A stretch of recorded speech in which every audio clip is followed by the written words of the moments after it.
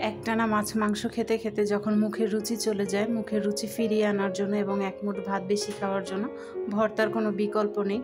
আমি ভর্তাটা করার জন্য প্রথমে প্যানে দিয়ে দিলাম সরিষার তেল। আজকে আমি তৈরি করব রসুনের ভর্তা।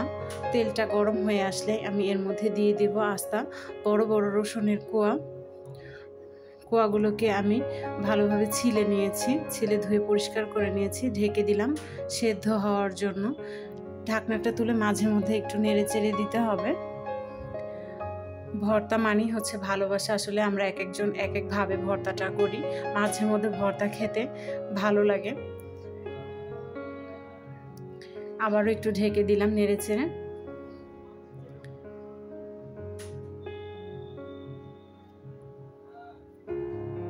ঢাকনাটা খুলে আমি আবার একটু চেক করে দেখছি।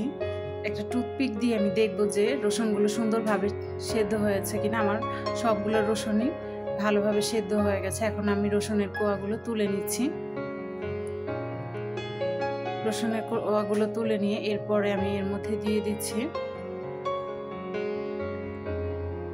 কয়েকটা শুকনো মরিচ। শুকনো মরিচগুলোকে আমি সরিষার তেলে আবার সুন্দরভাবে ভেজে নেব।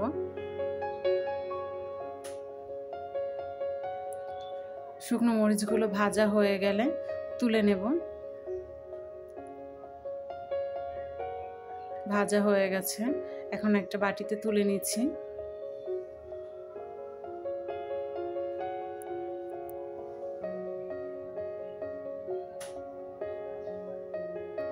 এখন আমি এর মধ্যে দিয়ে দিচ্ছি একটু মোটা মোটা করে কেটে রাখা পেঁয়াজ। পেঁয়াজগুলোকে এখন সরিষার তেলের মধ্যে ভাজবো। নেড়ে চেড়ে ভেজে নিচ্ছি। পেঁয়াজগুলো যখন একটু নরম হয়ে আসবে তখন এর মধ্যে আবার দিয়ে দিতে হবে। পেঁয়াজগুলো আমার নরম হয়ে গেছে। এখন এই পর্যায়ে আমি দিয়ে দিচ্ছি 1 চামচ পরিমাণে কালো জিরা।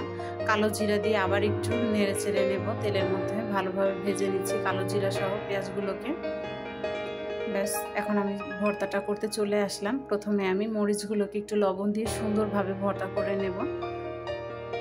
আসলে মাখানোটা যত ভালোভাবে হবে ভর্তাটা খেতে ঠিক ততটাই মজার হবে। লবণ দিয়ে একটু ভালোভাবে মেখে নিচ্ছি।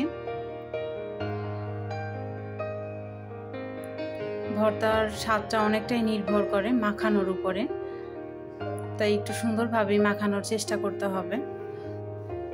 এখন আমি রসুনগুলোকে এর সাথে সুন্দরভাবে ভর্তা করে নেব। এই যে দেখো, আমার রসুনগুলো ধরা মাত্রই কিন্তু সুন্দরভাবে একেবারে ব্লেন্ড হয়ে যাচ্ছে।